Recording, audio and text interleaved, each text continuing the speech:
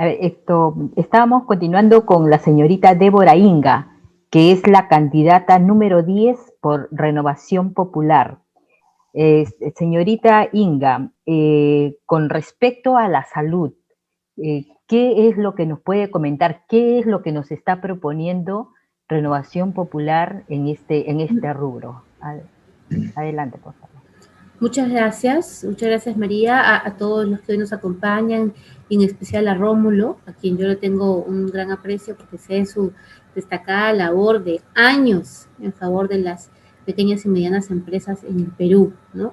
Que además... Muchas gracias, doctora Débora, muchas gracias, muy amable. Es una labor encomiable, porque en un país como el Perú, donde en vez de buscar promoverlas, siempre hay cosas nuevas que se ponen y que son una especie de traba, es sin duda una labor encomiable. En fin, vamos a entrar a eso en detalle más adelante. Concretamente, en el tema de la salud, Renovación Popular y nuestro candidato presidente, Rafael López Aliaga, lo han dicho y lo han propuesto muy claro. Uno de los grandes problemas que existe hoy en la actualidad es que todos se enferman de COVID, pero el acceso de la población al sistema de salud es muy deficiente. ¿Por qué? Porque no hay suficientes recursos, no solamente en profesionales, sino también en infraestructura, es decir, en centros de salud. Para la Renovación Popular será fundamental que se fortalezca el primer nivel de atención. Nosotros vamos a abrir todas las postas y todos los centros de salud de primer nivel para que la población pueda acceder rápidamente a ellas. Porque hoy en día quien se enferma de COVID y quiere ir a un hospital, pues los hospitales en este momento están completamente llenos. No hay espacio y la gente muere en sus casas. Si uno tuviera acceso a una posta médica o a un centro de salud de primer nivel, probablemente pudiera darse algún tipo de atención preventiva que podría significar un gran cambio en los resultados finales de quienes inician un proceso infeccioso con este virus. Por eso, desde Renovación Popular vamos a concentrarnos en fortalecer y dotar de equipamiento y de mejoramiento de la infraestructura de las postas médicas y de los centros de salud que son los más cercanos a la población. Por otro lado, también nosotros vamos a trabajar en otorgar de manera gratuita los PAC COVID o los paquetes COVID, que obviamente previa consulta con el médico y prescripción del médico, se va a otorgar, por ejemplo, paquetes con ivermectina y con otras medicinas que contribuyan a mejorar el proceso de atención de COVID, en el caso de aquellos que han sido contagiados. Y por supuesto, no podemos dejar de mencionar que es fundamental que así como vamos a fortalecer nuestro empeño en dotar una mejor infraestructura para estos centros de salud y postas médicas, también tenemos que proveer de los profesionales de la salud, porque lamentablemente no hay suficiente recurso humano disponible en la actualidad. Entonces, es todo un proceso y es toda una cadena con la que nosotros vamos a esperar combatir esta pandemia. Esto hablando específicamente de la pandemia. Pero hablando también de las medidas para contrarrestar, Renovación Popular se ha comprometido en vacunar de manera gratuita a toda la población peruana. No vamos a permitir que haya un peruano que no haya sido vacunado. Y por supuesto, esto de la mano del Estado y la participación de los privados, porque hay que saber aprovechar la cadena logística que tienen los privados y la cadena de implementación que tienen los privados para poder utilizar los espacios públicos como Estado y hacer vacunaciones masivas. Sí, una pregunta justo antes de que se vaya del punto. La ivermectina no ha sido aprobada por la OMS, incluso los médicos no quieren aplicarla porque ellos solamente se basan en todos los medicamentos que han sido aprobados. ¿Cómo así es que usarían ivermectina? Porque, o sea, está demostrado que en el organismo solamente dura 2 días, entonces como prevención no serviría. No sé si es que ya una vez obtenida la enfermedad del COVID, la ivermectina vaya a ayudar y en qué se está basando. O sea, las vacunas le están pidiendo pruebas. Aquí, por ejemplo, con esa vacuna de Sinopharm, al menos han habido 12.000 peruanos voluntarios a los cuales mínimo a 3.000 o 6.000 se les ha aplicado la vacuna y se han visto los resultados, se han hecho buenas pruebas, y no solamente aquí, sino alrededor del mundo. ¿Qué pruebas hay de que la ivermectina sea efectiva?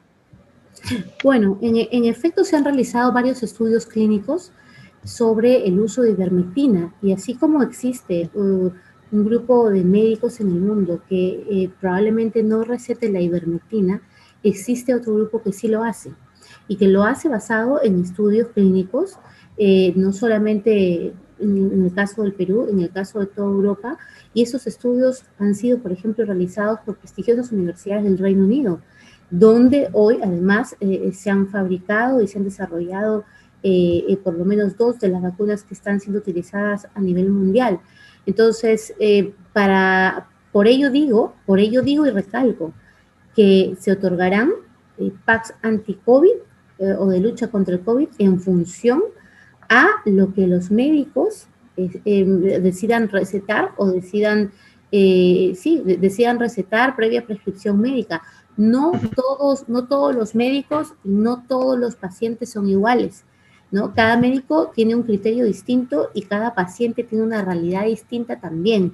Los niveles de contagio son distintos, y en función a lo que establezcan los médicos es que el Estado deberá de proveerles de todas las medicinas con las que se pueda afrontar este virus. Bien, doctora Débora, pasando al otro tema, desde luego estamos enfrentando no solo la crisis de la salud, estamos enfrentando la crisis económica, más desempleo, más cierre de empresas, obviamente un mercado que se ha contraído por la misma situación. ¿Qué propuestas hay para la reactivación económica?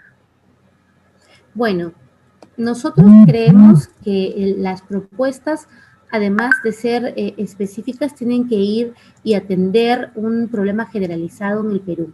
¿Cuál es este problema generalizado? Nosotros hemos detectado que en el Perú durante muchos años ha habido una serie de poblaciones postergadas, a las que no se les ha dado voz, a las que no se les ha escuchado sus reclamos, a las que no se les ha atendido en sus necesidades básicas. Por ello, Renovación Popular y Rafael López Aliaga han propuesto la descentralización del poder efectiva, real.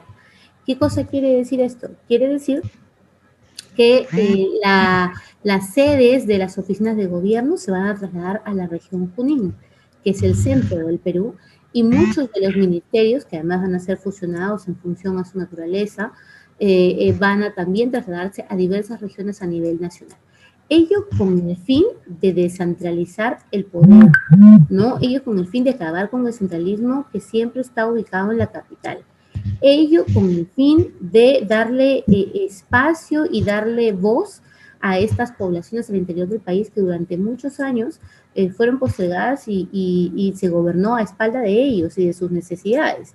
Entonces, nosotros solamente bajo ese criterio de decisión política vamos a dinamizar la economía, porque al trasladar estas oficinas ya va a haber todo un movimiento local. Pero no solo esto.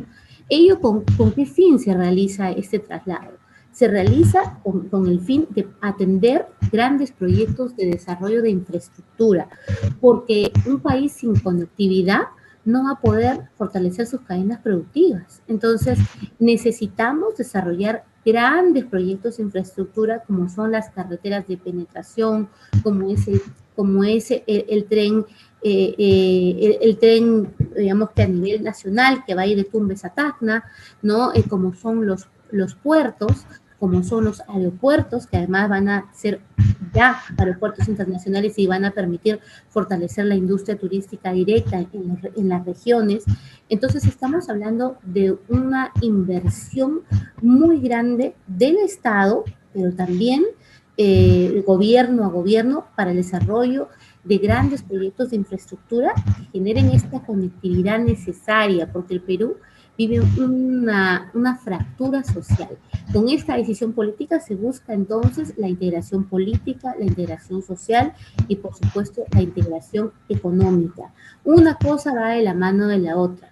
Para Renovación Popular, la conectividad y el desarrollo de grandes proyectos de infraestructura a nivel nacional van a significar la creación y la generación de puestos de trabajo, va a significar la dinamización de la economía, pero también ello significa darle oportunidad a nuestros productores a través de la creación de las centrales de compra, a través de la creación de las centrales de compra donde el Estado las cree, las fiscalice, pero que sean operados por privados para poder eliminar al intermediario perverso que lo que hace es malbaratear el trabajo de tantos de nuestros hermanos al interior del país en diversos casos.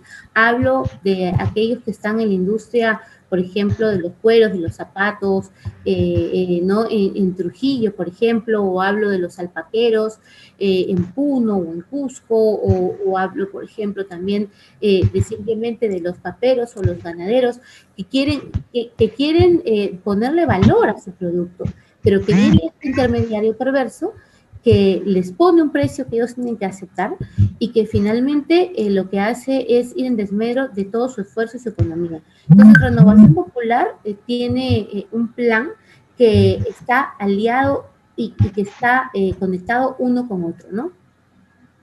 Finalmente, ¿cuál es en la línea de la responsabilidad social y la responsabilidad ambiental? Me refiero, hay más de 3 millones de personas con discapacidad, hay una ley en proceso de modificar a su ley existente, porque obviamente incluso tienen una institución que es CONADIS.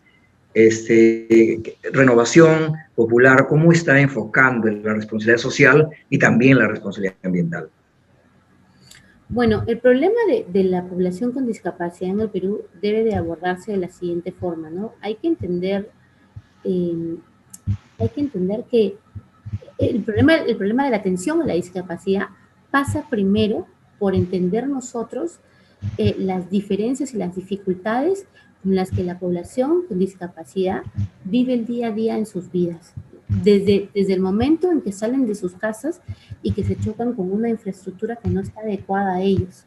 Entonces, Renovación Popular va a trabajar en atender a estas poblaciones vulnerables, que son las poblaciones con discapacidad, para identificar las prioridades y las prioridades de estos grupos vulnerables, que no solamente van a ir en términos de mejoramiento de la infraestructura general del país para darles a ellos las facilidades en sus traslados, sino también en una atención para su rehabilitación, porque no se está tomando en consideración que nosotros necesitamos rehabilitar y atender no solamente con una rehabilitación a las personas con discapacidad, sino también atender su salud mental. Entonces, es un programa completo que estamos desarrollando y estamos proponiendo desde Renovación Popular para entender estas diversas dimensiones que significa esta problemática de salud pública como es la discapacidad en el Perú. Bien. Su mensaje, doctora Débora, a sus electores. Bueno, yo le quiero recordar a todos que yo soy Débora Inga, yo soy la 10 de Renovación Popular, soy la número 10 de Renovación Popular. Nosotros estamos convencidos que con Rafael López Aliaga, un hombre que ha demostrado con hechos concretos que es un hombre exitoso, que ha logrado hacer fortuna, que tiene una visión moderna del Estado, pero que sobre todo plantea un plan de gobierno que busque el desarrollo del Perú.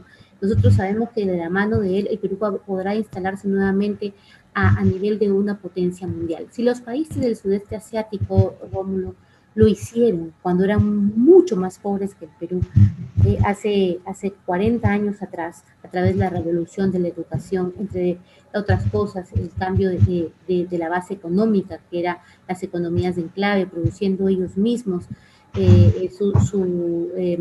vamos a decir, sus nuevas tecnologías. ¿Por qué el Perú no lo puede hacer? El Perú lo puede hacer y puede hacer mucho más, porque contamos con mejores recursos. Entonces, hay que, por favor, recordar marcar la R de Renovación Popular y escribir el número 10 de Débora Inga.